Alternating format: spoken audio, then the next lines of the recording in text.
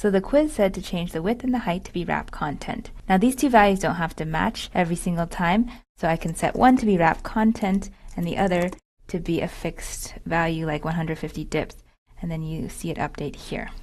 And then we see that happily the text view size has now shrunk to fit the content inside of it. So it's only as wide and tall as the happy birthday text inside of it. Great. So now the second part of the quiz was to change the text so that it's a lot longer than just one line of text. We wanted to go to 2 lines of text on the device here. Let's change the text inside the quotation marks here. I'm going to pick the happy birthday song.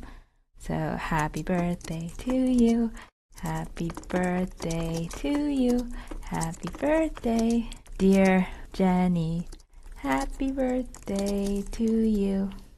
Jenny's our teammate who keeps us on track and makes sure that we're shipping this course to you on time.